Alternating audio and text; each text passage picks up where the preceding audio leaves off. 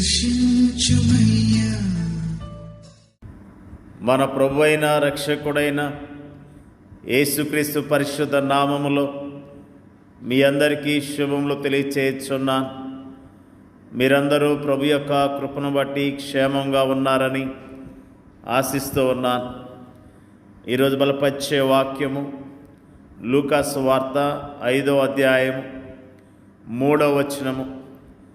ఆయన ఆ దోణిలో సీమోనుదైన ఒక దోణి ఎక్కి దరి నుండి కొంచెం త్రోయమని అతన్ని అడిగి కూర్చుండి దోణిలో నుండి జనసమూహములకు బోధించుచుండెను.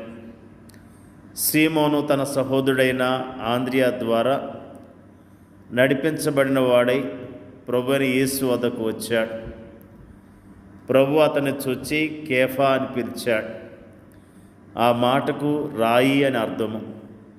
కేఫా అన్నా పేతురు అన్నా ఒకటే, ఎందుకంటే ఈ రెండు మాటలు కూడా రాయి అనే అర్థాన్నే ఇస్తాయి కనుక. ఆ తరువాత ప్రభువైన యేసు సీమోను ఇంటికి వెళ్ళినట్లుగా లూకా సువార్తలో మనం జ్ఞాపకం చేసుకుంటున్నాం. సీమోను ప్రభువును ఎరిగినప్పటికీ, ప్రభు తన ఇంట్లోనికి వచ్చినప్పటికీ సీమోను ఇంకనూ సీమోనుగానే ఉన్నాడు. ఎందుకంటే అతడు తన జీవితాన్ని అనుభవపూర్వకముగా ప్రభువునకు ఇంకనూ సమర్పించలేదు. మనలో అనేక మంది విషయంలో కూడా ఇలానే ఉంది కదూ. ప్రత్యేకించి నూతన విశ్వాసుల విషయంలోనూ క్రైస్తవ గృహాలలో జన్మించినప్పటికీ ఇంకనూ ప్రభువుకు తమ జీవితాలను సమర్పించని వారి విషయంలోనూ కూడా ఇలానే ఉంటుంది. అయితే ఒక దినాన ప్రభు సీమోను దోణిను కోరుకున్నాడు. దాన్ని ఉపయోగించి విస్తారమైన జనసమూహానికి బోధించాడు. ఆ తర్వాత ఆయన సీమోనును చూచి, నీవు దోణిను లోతునకు నడిపించి చేపల పట్టుటకు మీ వలలు వేయడని చెప్పాడు.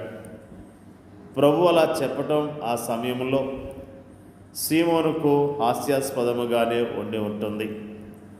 ఎందుకంటే అతడు మరియు అతని సహచరులు రాత్రంతా ప్రయత్నించారు, కానీ ఒక చేపను కూడా పట్టలేకపోయారు. అందుకే అతడు ప్రభువును చూస్తూ, ఏలినవాడా, రాత్రి అంతయు మేము ప్రయాసపడితే కానీ మాకేమీ దొరకలేదు అన్నాడు. అయితే ఆ తర్వాత అతడు ఏమనుకున్నాడో ఏమో, అయినను నీ మాట చొప్పున వలలు వేతనని ఆయనతో చెప్పెను. వాస్తవానికి అతడు ప్రభు చెప్పిన వెంటనే ఆ పని చేసి ఉండాలి.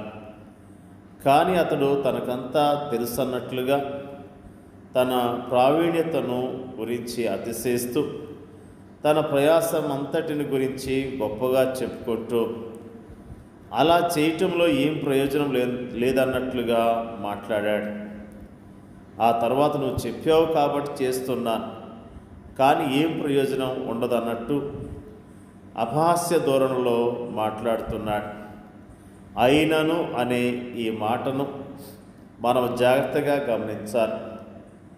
అతడు యజమానుడా అనే అర్థమిచ్చేలా ఏలువాడా అని ఒకవైపు మాట్లాడుతూనే మరోవైపు అయినను అని అతడు అంటున్నాడు. ఇక్కడ మనకు సంపూర్ణ విధేయత కనిపించట్లేదు, కానీ కొద్ది విధేయత మాత్రమే కనిపిస్తుంది.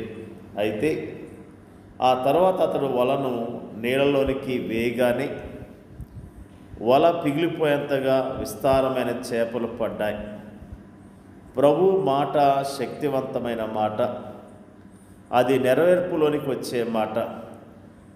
ఆయన చేపలు పట్టుటకు మీ వలలు వేయడని చెప్పాడు, కానీ ఖాళీ వలలు పైకొచ్చుటకు వలలు వేయుడని అనలేదు. చేపల పట్టుటకు అని ఆయన పలికిన మాట వారు ఊహించినంతగా కార్యరూపంలోనికి వచ్చింది. మన ప్రభు వాగ్దానాలు నెరవేర్చేవాడు. అయితే విశ్వాసంతో ఆయన వాగ్దానము హత్తుకునేందుకు బదులుగా మనము మన అవిశ్వాసంతో వాటిని కుదించి వేస్తూ ఉంటాం. అప్పుడు ఒక అద్భుతమైన విషయం జరిగింది. సీమోను పేతురు అది చూచి యేసు మోకాలు ఎదుట సాగిలపడి, ప్రభువా, నన్ను విడిచిపోము, నేను పాపాత్మునని చెప్పెను. సీమోను కళ్ళు తెరవబడ్డాయి. యేసును ప్రభువుగాను రక్షకునిగాను పరిశుద్ధునిగాను గుర్తించాడు. తాను పాపినని గుర్తిస్తూ ఆయన పాదాల చెంత రోధించాడు. ఇక్కడ ఏం జరిగింది? ఒక వ్యక్తి తను తాను పాపిగా గుర్తిస్తూ తాను పాపినని ఒప్పుకుంటూ రక్షకుని పాదాల చెంతకు చేరాడు. ఫలితముగా ఆ పాపిలో రక్షణ కార్యం జరిగింది. జాగ్రత్తగా గమనించండి.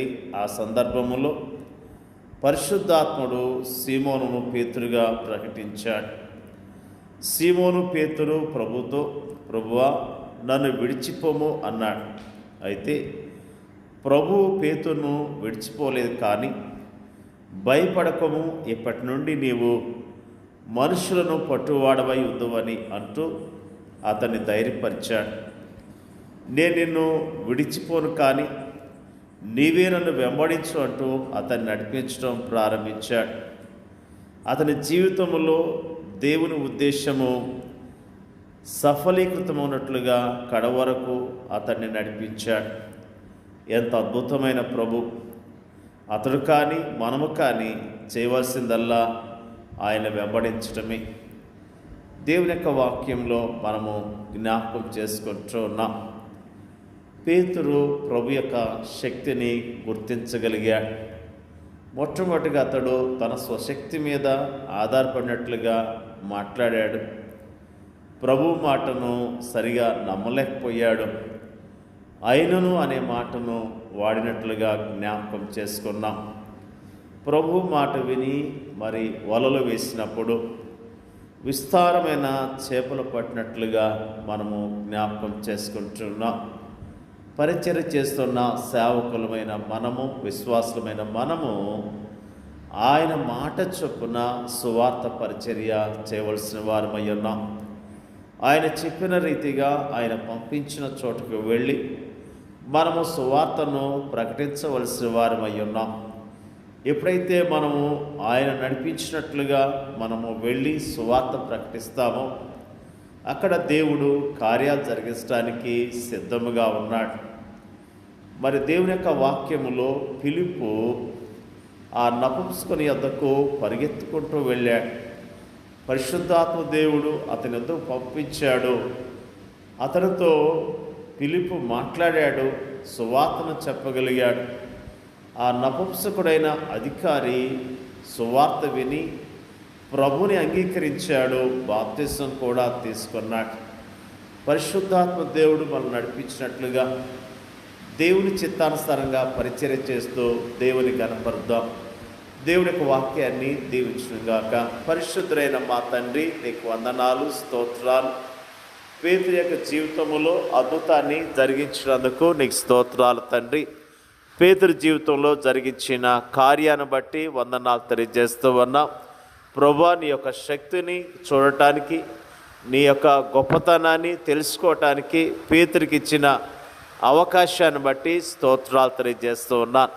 మరి ముఖ్యంగా పేతుర్ని అయ్యా మీరు జ్ఞాపకం చేసుకొని మీరు ఆశీర్వదించారు ప్రభువా. పరిచయలో వాడుకున్న విధానం బట్టి నీకు వందనాలు తెలియజేస్తూ ఉన్నాం. మా దేశాన్ని, మా దేశ ప్రజలను రక్షించండి, కాపాడండి ప్రభువా.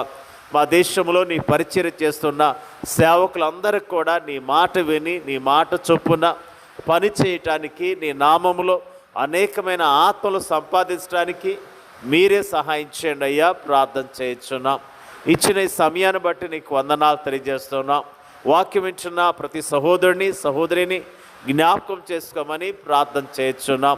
మా దేశంలో నీ పరిచర్య చేస్తున్న సేవకులను, వారి కుటుంబాలను జ్ఞాపకం చేసుకోండి. నీ ఆత్మ ద్వారా ఒక్కొక్కరు నడిపించని, ఒక్కొక్కరిని బలపరచమని మరి ముఖ్యంగా ప్రార్థన చేయించున్నాం తండ్రి.